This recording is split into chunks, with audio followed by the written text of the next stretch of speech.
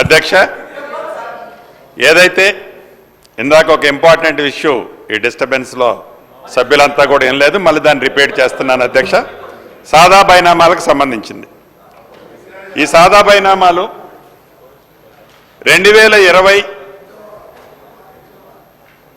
October 29 నాడు 2020 చట్టాన్ని 28 29 నాడు తేటం జరిగింది అధ్యక్ష.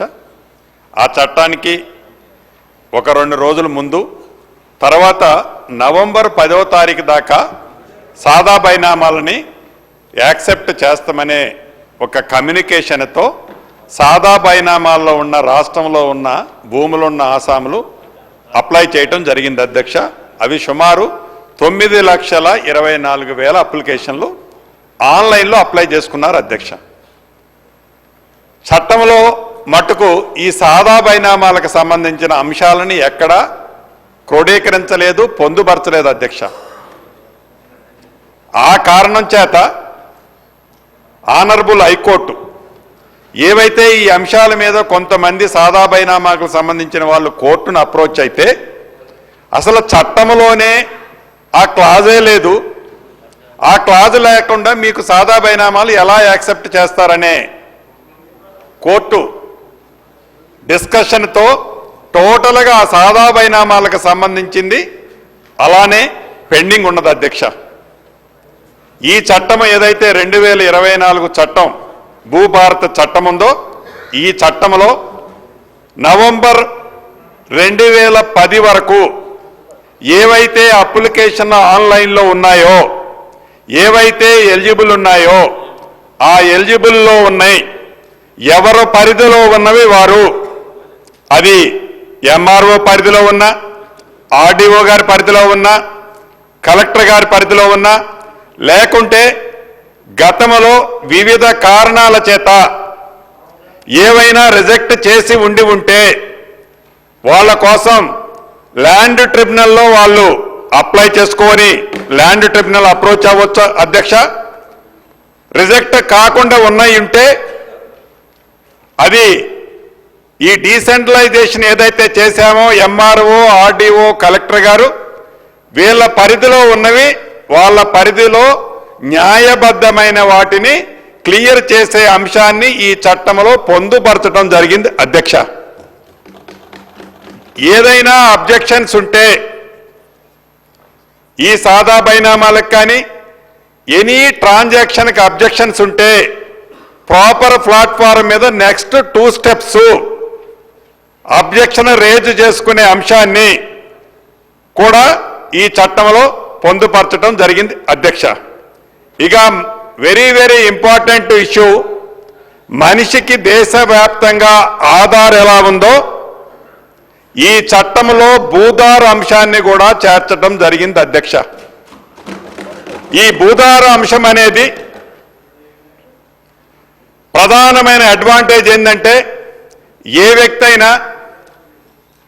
వ్యక్తి గురించి అయినా తన ఆధార్ గురించి తన డీటెయిల్స్ గురించి చెక్ చేసుకోవాలంటే ఆధార్ కోడ్ కొడితే ఆ వ్యక్తికి సంబంధించిన డేటా అంతా ఎలా అయితే విజువల్స్ ఉంటాయో ఈ భూధారులో కూడా ప్రతి రైతుకి ఒక భూధారు కోడ్ ఇవ్వటం జరుగునే అంశాన్ని ఈ చట్టంలో పొందుపరచడం జరిగింది అధ్యక్ష.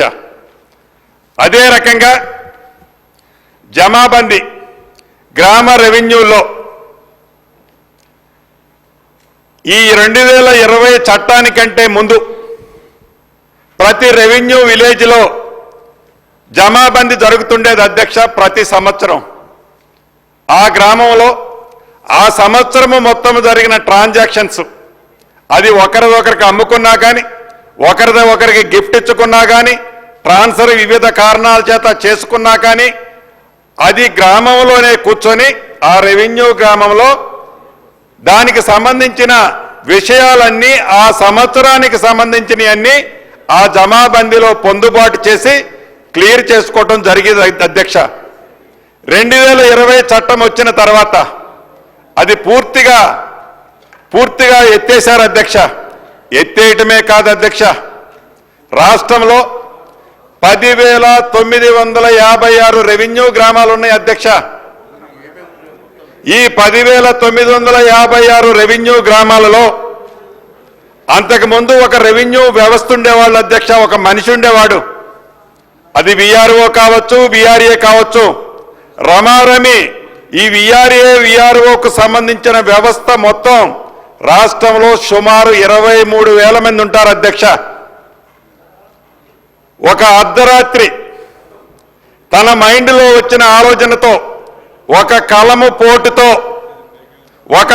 పోటుతో టోటల్గా ఆ రెవెన్యూ వ్యవస్థనే కుప్పకొల్చడం జరిగింది అధ్యక్ష. ఈ చట్టంలో జమాబందీ కార్యక్రమాన్ని చేయాలన్నా,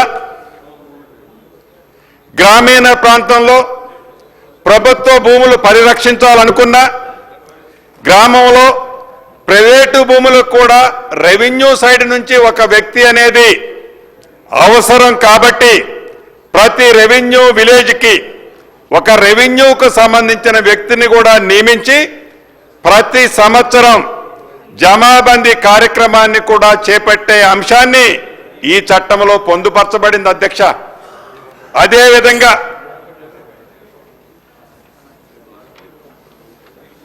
ల్యాండ్ ట్రిబ్యునల్స్ ఇందాకనే నేను తమరికి విన్నవించాను, తమరి ద్వారా గౌరవ సభ్యులందరికీ కూడా తెలియజేశాను.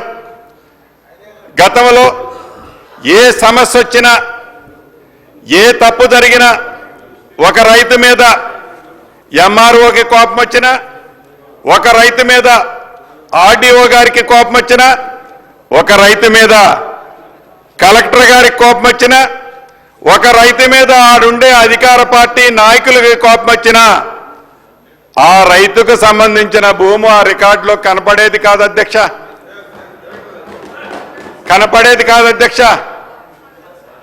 ఆ 2020 చట్టం పుణ్యమా అంటూ ఆ రైతు ఏ అధికారికి పోయి ఒక పిటిషన్ ఇచ్చుకునే అవకాశం కూడా లేదు అధ్యక్ష. అప్పీలు చేసుకునే సందర్భం కూడా లేదు అధ్యక్ష. అప్పీలు అథారిటీ అనేది అవసరమని తలంచి ల్యాండ్ ట్రిబ్యునల్స్ ని ఏవైతే సమస్యలున్నాయో ఈ ఉమ్మడి ఆంధ్రప్రదేశ్లో, ఆనాడు ఉమ్మడి ఆంధ్రప్రదేశ్లో కానీ ఈనాటి తెలంగాణ రాష్ట్రంలో కానీ గతంలో ఎప్పుడూ ఇన్ని సమస్యలు లేవు అధ్యక్ష. ఈ సమస్యల పరిష్కారాన్ని కనుగొనటం కోసం ల్యాండ్ ట్రిబ్యునల్ని కూడా పునర్నిర్మించే కార్యక్రమాన్ని ఈ చట్టంలో పొందుపరచడం జరిగింది అధ్యక్ష. అదే రకంగా ప్రభుత్వానికి సంబంధించిన ఆస్తులు ఇందాక తమరి ద్వారా సభ్యులకు తెలియజేసినట్లు అది రెవెన్యూ భూములు కావచ్చు, వక్ఫ్ బోర్డు భూములు కావచ్చు, దేవాదాయ భూములు కావచ్చు, ఫారెస్ట్ భూములు కావచ్చు, ఇనాములు కావచ్చు, ఇలా చాలా అంశాలు ఉన్నాయి. ఈ అంశాలకు సంబంధించిన ఆస్తులు ప్రైవేటు వ్యక్తులు ఉద్దేశపూర్వకంగా కానీ దాన్ని ఆక్రమించే కార్యక్రమాన్ని కానీ చేపట్టినప్పుడు ఎవరు ఇది ప్రభుత్వం పక్షాన ప్రైవేటు వ్యక్తులు ఎవరు కూడా క్లైమ్కు పోరు అధ్యక్ష. ప్రభుత్వ ఆస్తులని పరిరక్షించే కార్యక్రమంలో భాగంగా దీన్ని కూడా సిసిఎల్ఐ ద్వారా రివిజన్ వేసే కార్యక్రమాన్ని ఈ ROR చట్టంలో పొందుపరిచిన అధ్యక్ష. అంతేకాదు ఇంకొక ఇంపార్టెంట్ అంశం ఉంది అధ్యక్ష. అనుభవదారులు కాస్తు కాలం ఇది ఒక జటిలమైన సమస్య అయినప్పటికీ 2014కు ముందు పాస్బుక్లు కలిగి ఉండి అనుభవదారులుగా ఉండి పొజిషన్లో ఉండి ధరణి వచ్చిన తర్వాత ఆ పొజిషన్లో వారే ఉండి డాక్యుమెంట్లో రిజిస్టర్లో గతంలో పాస్బుక్లుండి ఆ పాస్బుక్లని నిర్దాక్షిణ్యంగా ఈ ధరణి కార్యక్రమం ద్వారా వారిని రోడ్డు మీద నెట్టేసిన వ్యక్తులు ఎవరైతే న్యాయబద్ధమైనవి ఉన్నాయో అటువంటి వాటి కోసం అనుభవదారుల కాలాన్ని కూడా ఈ చట్టంలో పొందుపరచడం జరిగింది అధ్యక్ష. అంతేకాదు